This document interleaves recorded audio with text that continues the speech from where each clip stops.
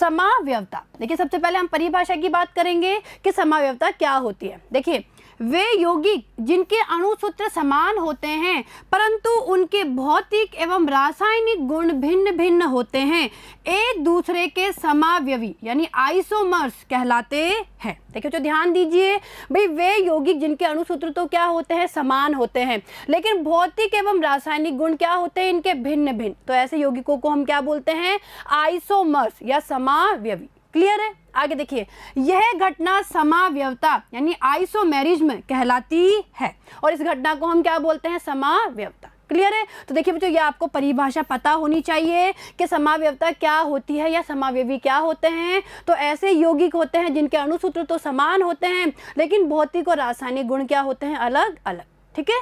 आगे देखिए, अब देखिए बच्चों, हम इसके क्लासिफिकेशन की बात करेंगे कि किस तरीके से समावयवता को क्लासिफाइड किया गया है, यानी किस तरीके से इसका वर्गीकरण किया गया है। तो देखिए समावयवता दो प्रकार की होती है। देखिए जो ध्यान दीजिए, पहली है संरचनात्मक समावयवता और दूसरी है त्रिविम समावयवता। और देखिए बच्चों, अगर संरचनात्मक समावयवता की बात करें तो संरचनात्मक समावयवता को भी आगे वर्गीकृत किया गया है। तो देखिए ध्यान दीजिए, संरचनात्मक समावयवता के भाग देखिए, श्रृंखला समावयवता, स्थिति समावयवता, क्रियात्मक समूह समावयवता, इसी तरीके से देखिए मध्यावयवता समावयवता और चलावयवता समावयवता। क्लियर है। देखिए बच्चों, वापस ध्यान दीजिए, अगर हम संरचनात्मक समावयवता के बारे में बात करें, अगर हम संरचनात्मक समावयवता के बारे में बात करें तो पहला इसमें जो होता है वर्गीकरण में, यानी पहला प्रकार होता है श्रृंखला समावयवता, दूसरा स्थिति समावयवता, तीसरा क्रियात्मक समूह समावयवता, चौथा देखिए मध्यावयवता और पांचवा क्या है, चलावयवता। और इसी तरीके से देखिए,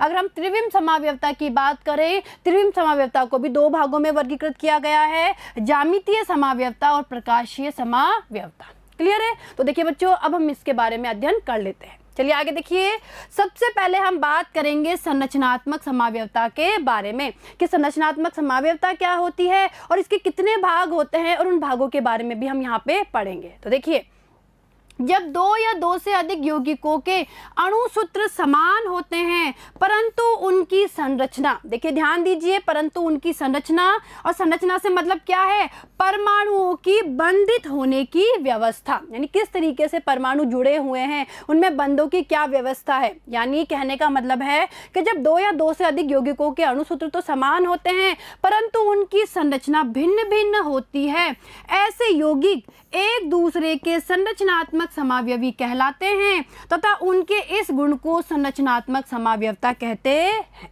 क्लियर है।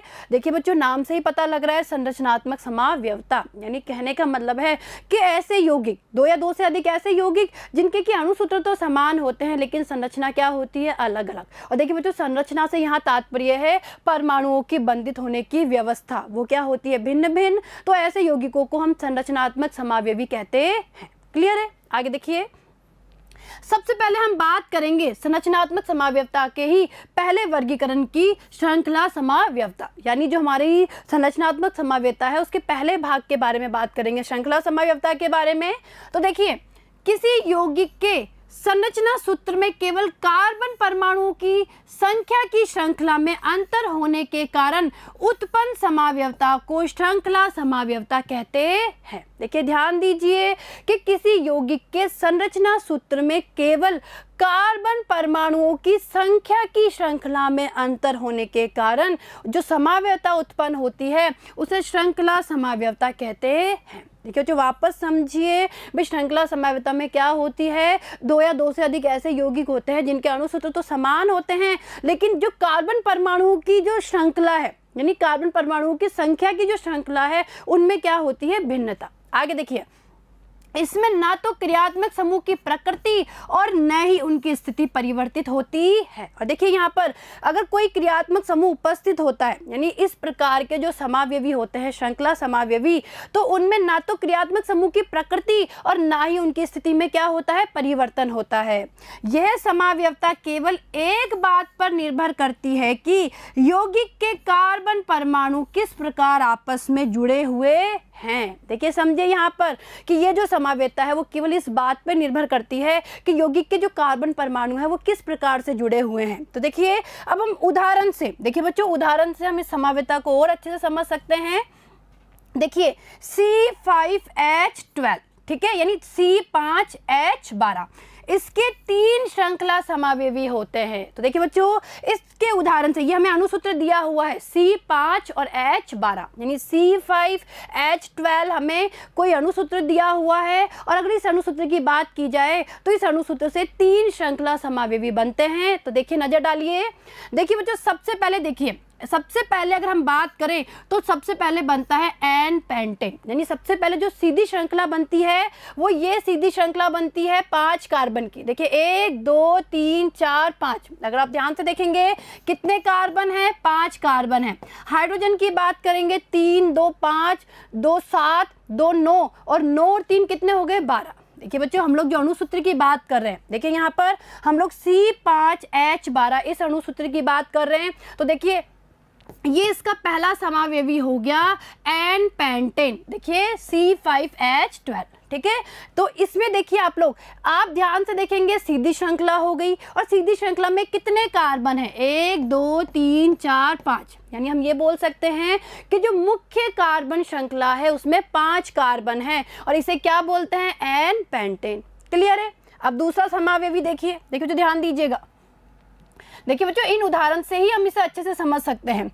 दूसरा देखिए यहाँ पर, ये दूसरा हो गया आइसोपेंटेन या 2 मेथिल ब्यूटेन। देखिए बच्चों, समझिए यहाँ पर भाई, अगर आप ध्यान से इसको देखेंगे, इस सेकंड नंबर के समावेवी को अगर आप ध्यान से देखेंगे, इसे हम आइसोपेंटेन भी कहते हैं, लेकिन अगर इसके IUPAC नाम की बात की जाए तो इसका IUPAC नाम है 2 मेथिल ब्यूटेन। देखिए समझिए बच्चों, अगर इस यौगिक की या इस समावेवी की हम मुख्य श्रृंखला की बात करें तो देखिए उसकी मुख्य श्रृंखला में कितने कार्बन है, 4। देखिए 1 2 3 4, ये मुख्य श्रृंखला हो गई। मुख्य श्रृंखला में 4 कार्बन है। देखा आपने भाई, यहाँ पे इसमें एन पेंटेन में मुख्य कार्बन श्रृंखला में 5 कार्बन थे, यहाँ अगर आप मुख्य कार्बन श्रृंखला देखेंगे उसमें 4 कार्बन है। और देखिए गिनती यहाँ से शुरू होगी, 1 2 3 4, ठीक है, यानी 2 पे यहाँ पे मैथिल समूह जुड़ा हुआ है, ये मैथिल समूह प्रतिस्थापी के रूप में जुड़ा हुआ है 2 मेथिल ब्यूटेन, यानी जो मुख्य श्रृंखला है उसमें कितने कार्बन हुए, 4,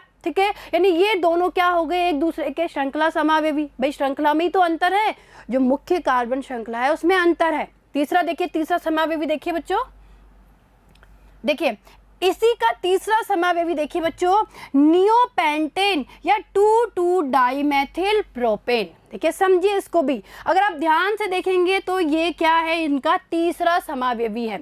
और देखिए अगर इसकी मुख्य श्रृंखला की बात की जाए तो ये मुख्य श्रृंखला हो गई 3 कार्बन की। देखिए 1 2 3 कार्बन की मुख्य श्रृंखला है, और गिनती हम कहीं से भी शुरू कर सकते हैं, 1 2 3।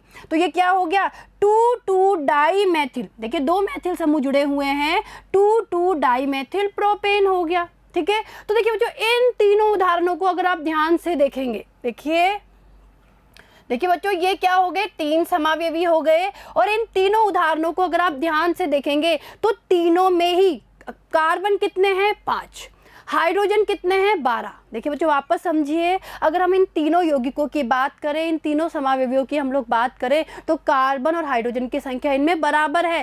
केवल इनमें अगर अंतर है तो इनकी मुख्य कार्बन श्रृंखला में, यानी कहने का मतलब है इसमें मुख्य कार्बन श्रृंखला में 5 कार्बन है। देखिए 1 2 3 4 5, इसमें मुख्य कार्बन श्रृंखला में 1 2 3 4 4 कार्बन है, और इसमें मुख्य जो श्रृंखला है, जो कार्बन श्रृंखला है मुख्य, उसमें 1 2 3 3 ही कार्बन है। और इससे क्या हुआ, इससे आपने देखा इनकी संरचना क्या हो गई, अलग अलग, यानी इनकी जो व्यवस्था है बंधों की, या हम बोल सकते हैं कि परमाणुओं के या समूहों के जुड़ने की जो व्यवस्था है वो तीनों में ही क्या है, अलग अलग है। यानी ये तीनों एक दूसरे के क्या हो गए, श्रृंखला समावेवी, ठीक है। तो देखा आपने कि इन तीनों के अणुसूत्र समान है लेकिन संरचना अलग अलग है, इसीलिए ये क्या हो गए, श्रृंखला समावेवी हो गए। यानी संरचनात्मक समावेयता का ही एक प्रकार है श्रृंखला समावेवी। तो यानी ये तीनों श्रृंखला समावेवी हो गए। और देखिए बच्चों, यहाँ पे समझने की कोशिश करिए कि इन तीनों जो श्रृंखला समावेवी है, तो C5H12 इसके 3 श्रृंखला समावेवी में से इसे कहा जाता है एन पेंटेन। सीधी श्रृंखला वाले को एन पेंटेन, अगर एक शाखा उपस्थित है तो आइसोपेंटेन, और 2 शाखाएं उपस्थित हो तो नियोपेंटेन। क्लियर है? तो इन तीनों उदाहरण से आपको जो श्रृंखला समावेयता है वो आसानी से समझ में आई होगी। और देखिए बच्चों, इसी कारण से इन तीनों यौगिकों के अणुसूत्र तो समान हैं, लेकिन इनके जो भौतिक और रासायनिक गुण है वो क्या है, अलग अलग। क्लियर है यहाँ तक का? आगे देखिए, दूसरा देखिए, संरचनात्मक समावयवता का जो दूसरा प्रकार है वो है स्थिति समावयवता। देखिए, दो या दो से अधिक ऐसे यौगिक जिनमें प्रतिस्थापी समूह या परमाणु की स्थिति भिन्न भिन्न होती है। देखिए समझिए यहाँ पर, यानी इसमें क्या होता है, दो या दो से अधिक ऐसे यौगिक होते हैं जिनके अणुसूत्र तो समान होते हैं, लेकिन प्रतिस्थापी समूह या हम बोल सकते हैं कि जो परमाणु है, यानी कोई भी समूह या कोई भी जो परमाणु जुड़ा हुआ है उसकी स्थिति क्या होती है, भिन्न भिन्न होती है। ऐसे यौगिकों को स्थिति समावयवी तथा इस घटना को स्थिति समावयवता कहते हैं। क्लियर हो गया भाई? यहाँ पे हमें क्लियर हो गया ना भाई, होता क्या है, केवल प्रतिस्थापित जो समूह है या हम बोल सकते हैं कि कोई भी जो परमाणु जुड़ा हुआ है उसकी स्थिति में भिन्नता होती है। इसमें ना तो क्रियात्मक समूह की प्रकृति परिवर्तित होती है और न ही कार्बन कार्बन श्रृंखला परिवर्तित होती है। देखिए बच्चों समझिए, बहुत इंपॉर्टेंट पॉइंट है। अगर हम स्थिति समावयवता की बात करें तो स्थिति समावयवता में जो क्रियात्मक समूह है उसकी प्रकृति भी परिवर्तित नहीं होती, साथ ही साथ जो मुख्य कार्बन श्रृंखला है, यानी जो कार्बन कार्बन श्रृंखला है उसमें भी किसी भी प्रकार का परिवर्तन नहीं होता।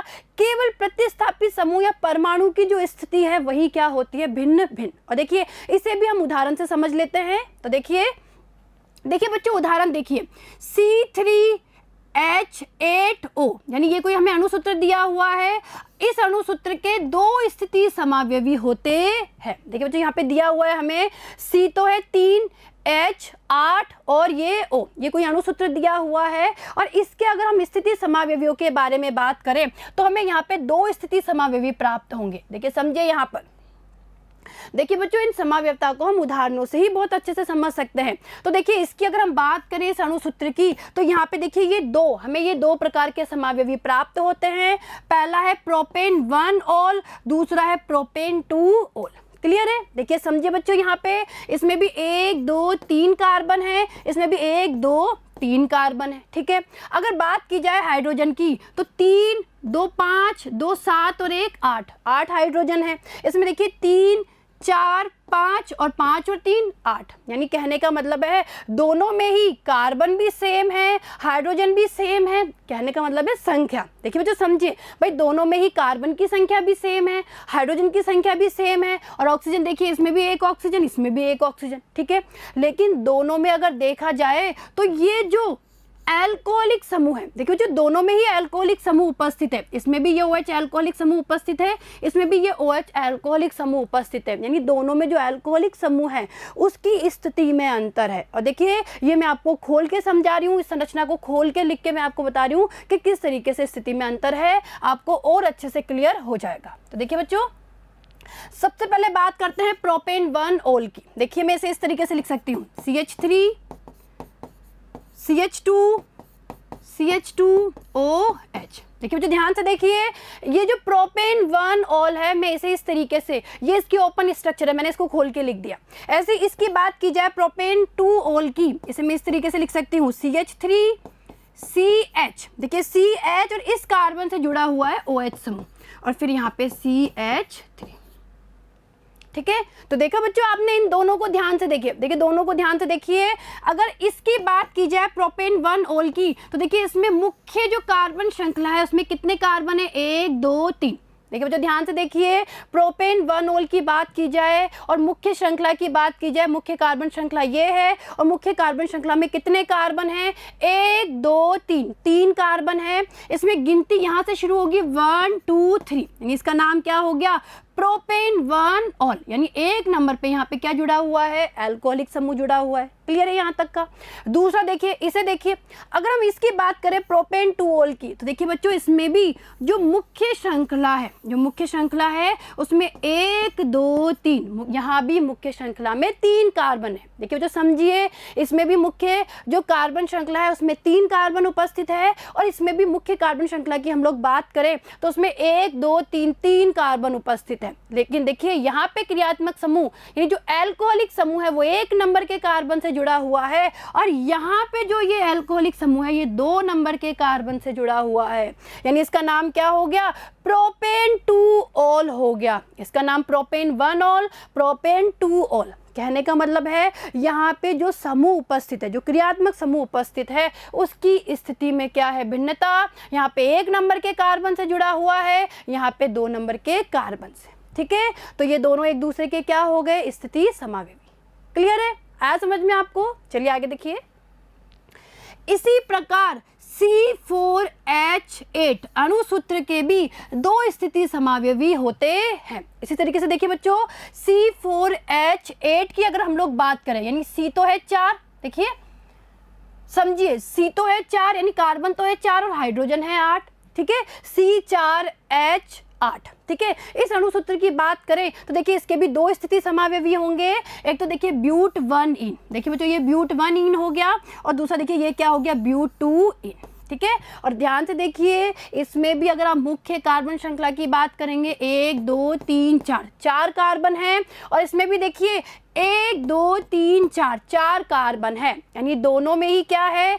4 4 कार्बन है। यानी इसमें भी मुख्य श्रृंखला में 4 कार्बन, इसमें भी मुख्य श्रृंखला में 4 कार्बन। ठीक है, लेकिन जो डबल बॉन्ड है उनकी स्थिति में अंतर है। यहाँ पे देखिए 1 नंबर के कार्बन के बाद ही डबल बॉन्ड है, यहाँ पे 2 नंबर के कार्बन के बाद डबल बॉन्ड उपस्थित है। देखिए बच्चों वापस समझिए, अगर हम गिनती करते हैं तो यहाँ से गिनती करेंगे 1 2 3 4। इसमें देखिए गिनती कहीं से भी कर सकते हैं, यहाँ से कर लेते हैं 1 2 3 4।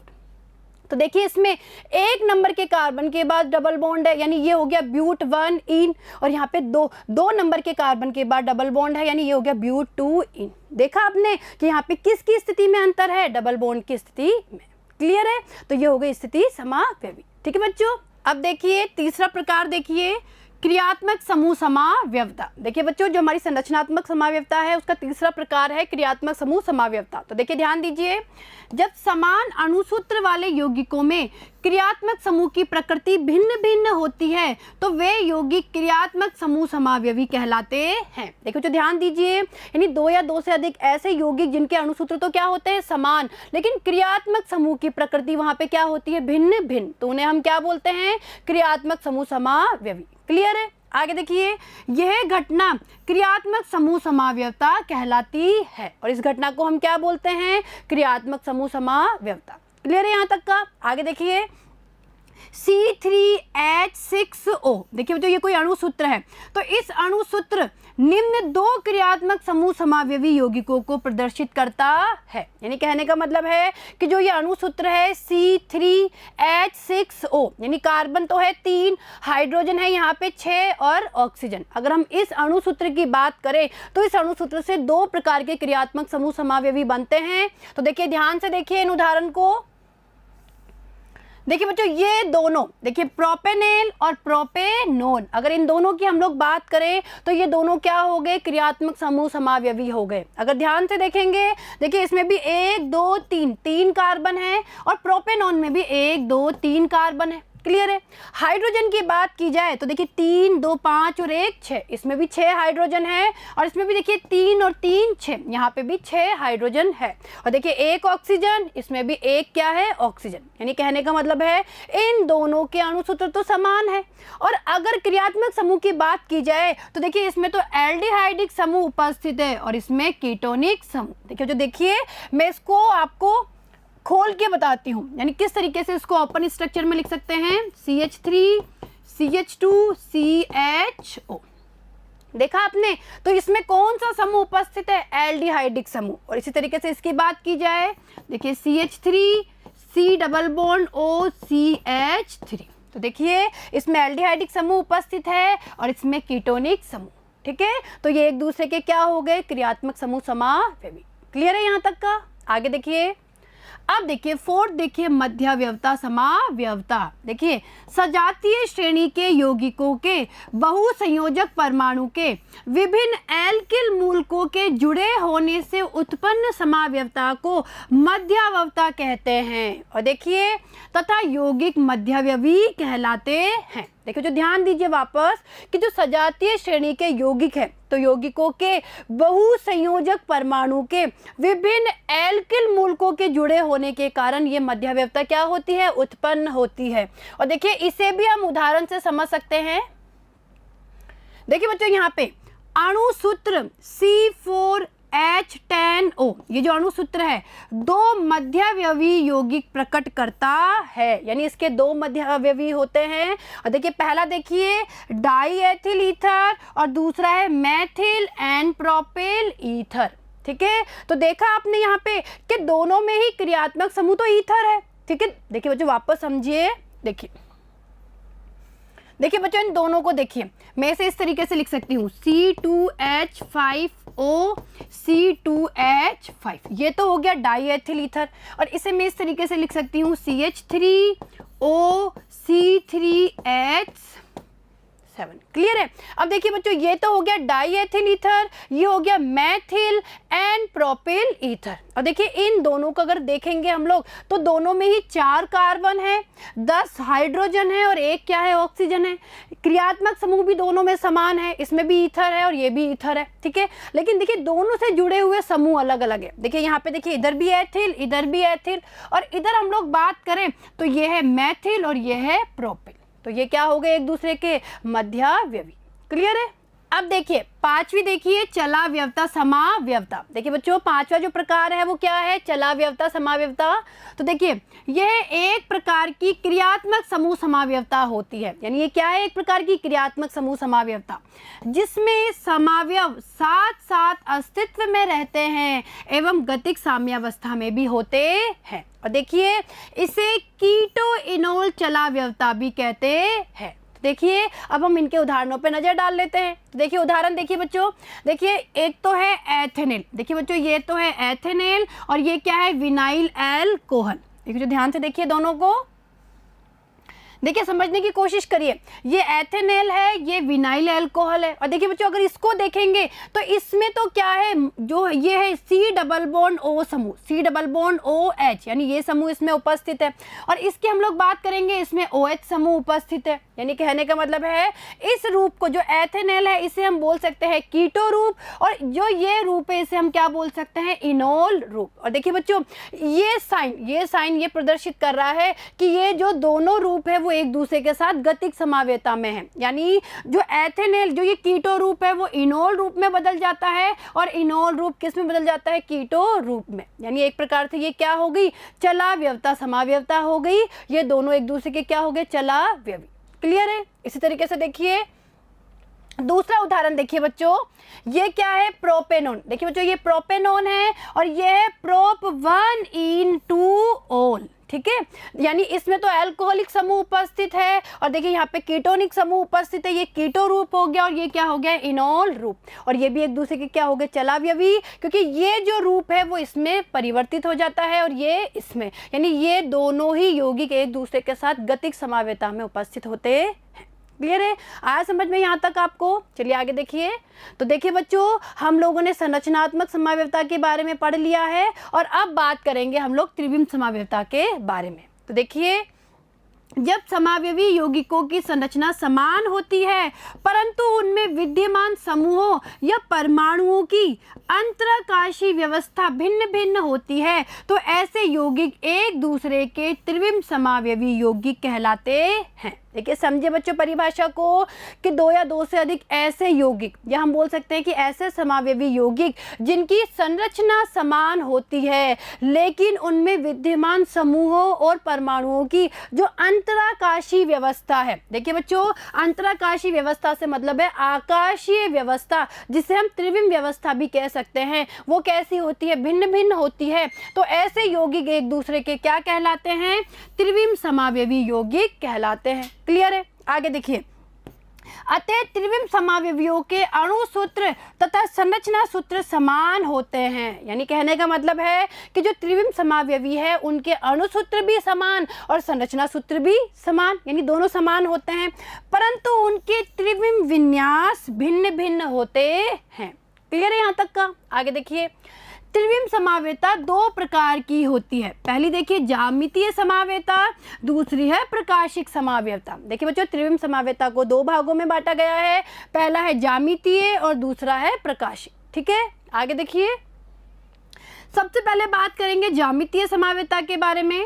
यह एक प्रकार की त्रिविम समावेता है जो प्राय कार्बन कार्बन युग्म बंध यानी कार्बन कार्बन डबल बॉन्ड युक्त वे कार्बनिक यौगिक प्रदर्शित करते हैं जिनमें युग्म बंधित कार्बन परमाणु से जुड़े दो परमाणु या समूह क्या होते हैं, भिन्न प्रकार के होते हैं। देखिए तो समझिए यहाँ पर कि कार्बन कार्बन डबल बॉन्ड युक्त जो यौगिक है वो ज्यामितीय समावेता प्रदर्शित करते हैं, लेकिन इसके लिए एक कंडीशन होती है कि इनमें युग्म बंधित कार्बन परमाणु से जुड़े जो दो परमाणु या समूह है वो क्या होने चाहिए, भिन्न प्रकार के होने चाहिए। तो देखिए आगे, यह समावयवता युग्म बंध के चारों ओर प्रतिबंधित घूर्णन के फलस्वरूप उत्पन्न होती है। इस प्रकार की समावयवता को ज्यामितीय समावयवता या सिस ट्रांस, देखिए बच्चों इसे सिस ट्रांस समावयवता भी कहते हैं।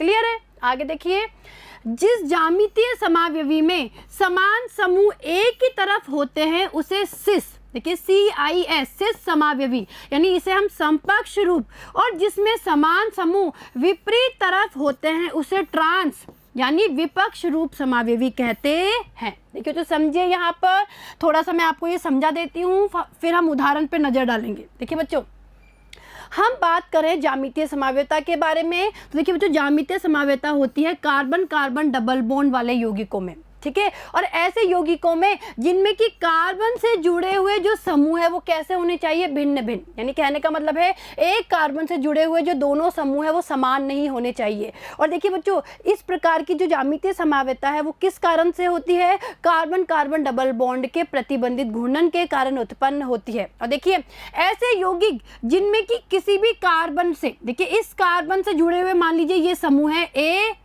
B, और इस कार्बन से भी जुड़े हुए समूह है A और B। देखिए जो वापस ध्यान दीजिए, अगर आप ध्यान से देखेंगे तो कार्बन कार्बन डबल बॉन्ड से जुड़े हुए जो समूह है वो क्या है, अलग अलग, यानी इस कार्बन से जुड़े हुए दोनों समूह अलग है, ये A है ये B है। इसी तरीके से इस कार्बन से जुड़े हुए दोनों समूह भी अलग है, ये A है ये क्या है, B है। लेकिन अगर दोनों कार्बन के समान समूह समान साइड होते हैं, देखिए A A B B, तो ऐसे रूप को हम क्या बोलते हैं, समकक्ष रूप। क्या बोलते हैं, समकक्ष रूप, और इसे सिस भी कहा जाता है। देखिए ध्यान दीजिए, इसे और क्या कहा जाता है, CIS सिस भी कहा जाता है। और अगर ये समूह, देखिए समझिए यहाँ पर, अगर ये समूह विपरीत साइड होते हैं, देखिए बच्चों मान लीजिए इधर A समूह है इधर B समूह है, और इस कार्बन पे इधर B समूह है और इधर A समूह है। देखिए बच्चों ये कार्बन कार्बन डबल बॉन्ड है, इधर A इधर B और इधर B इधर A, यानी समान समूह क्या है, विपरीत साइड। इसे कहा जाता है विपक्ष रूप, इसे कहते हैं विपक्ष रूप। और इसे देखिए बच्चों हम ट्रांस भी कहते हैं, ट्रांस TRANS ट्रांस।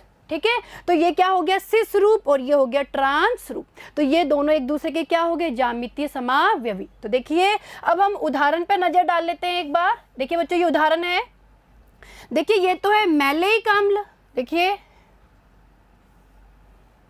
ये तो है मैलेइक अम्ल और ये है फ्यूमेरिक अम्ल। और देखिए बच्चों इसमें कार्बन कार्बन डबल बॉन्ड से जुड़े हुए समान समूह समान साइड है, यानी जो दोनों कार्बोक्सिलिक अम्ल समूह है समान साइड है, दोनों हाइड्रोजन समान साइड है। ये हो गया समकक्ष यानी सिस रूप। और इसी तरीके से देखिए फ्यूमेरिक अम्ल की बात करें तो देखिए समान समूह क्या है, अपोजिट साइड है। ठीक है, तो ये हो गया विपक्ष यानी ट्रांस रूप। क्लियर है यहाँ तक का? आगे देखिए दूसरा, देखिए प्रकाशिक समावयवता। देखिए वे यौगिक जिनके भौतिक और रासायनिक गुण समान होते हैं परंतु समतल ध्रुवित प्रकाश के प्रति उनका व्यवहार भिन्न होता है, प्रकाशिक समावयवी कहलाते हैं। देखो जो वापस ध्यान दीजिए कि ऐसे यौगिक जिनके भौतिक और रासायनिक गुण तो समान होते हैं लेकिन समतल ध्रुवित प्रकाश के प्रति जो उनका व्यवहार है वो भिन्न होता है, प्रकाशिक समावयवी कहलाते हैं। और यह घटना प्रकाशिक समावयवता कहलाती है। देखिए एक समावयवी प्रकाश के तल को दाईं ओर घुमाता है तो दूसरा समावयवी बाईं ओर घुमाता है। देखिए बच्चों, ये ऐसे समावयवी होते हैं जिनमें कि अगर एक समावयवी समतल ध्रुवित प्रकाश के तल को दाईं ओर घुमाता है तो दूसरा समावयवी बाईं ओर घुमा देता है। ठीक है, तो हमने क्या देखा कि प्रकाश के प्रति यानी प्रकाश को घूर्णित करने के जो इनका व्यवहार है वो क्या होता है, अलग अलग।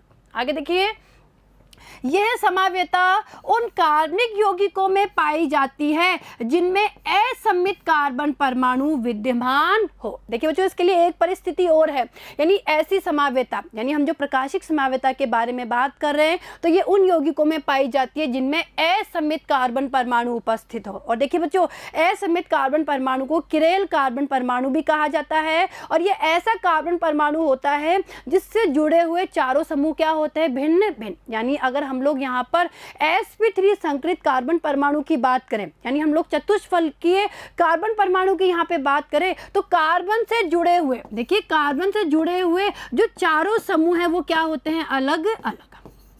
ठीक है, तो देखिए ये कार्बन है, कार्बन से जुड़े हुए 1 2 3 4 ABCD चारों समूह क्या है, अलग अलग। तो इस प्रकार के कार्बन को हम क्या बोलते हैं, असममित कार्बन या किरेल कार्बन। ठीक है, तो देखिए बच्चों, अब हम उदाहरण से इस प्रकाशिक समावयता को समझ लेते हैं। तो देखिए उदाहरण पर नजर डालिए। देखिए बच्चों, आपको यहाँ पे ये 2 कार्बनिक यौगिक दिए हुए हैं। ठीक है, अगर आप ध्यान से देखेंगे तो ये जो कार्बन है, देखिए ये वाला कार्बन और ये कार्बन दोनों ही असममित कार्बन है, क्योंकि देखिए चारों समूह क्या है, अलग अलग। इसमें भी चारों समूह अलग अलग है। इन दोनों की अगर हम लोग बात करें तो देखिए बच्चों, जो ये वाला समावयवी है ये अगर प्रकाश के तल को दाईं ओर घुमाता है तो ये क्या घुमा देता है, बाईं ओर। ठीक है, तो देखिए बच्चों, ये दोनों एक दूसरे के क्या हो गए, प्रकाशिक समावयवी। तो प्रकाशिक समावयवी ऐसे समावयवी होते हैं जिनके की समतल ध्रुवित प्रकाश के तल को घुमाने का जो व्यवहार है वो क्या होता है, अलग अलग। क्लियर है, तो ये बात आपको समझ में आई। तो देखिए बच्चों, इसी के साथ हमारा जो ये समावयवता वाला टॉपिक है ये समाप्त हो गया है। और देखिए बच्चों, जो ज्यामितीय समावयता है और प्रकाशिक समावयता है दोनों ही बहुत इंपॉर्टेंट है, परीक्षा में पूछी जाती है। तो ध्यान से आप इस टॉपिक को पढ़िए। अब आगे आने वाले वीडियो में हम नए टॉपिक के बारे में अध्ययन करेंगे। क्लियर है, धन्यवाद।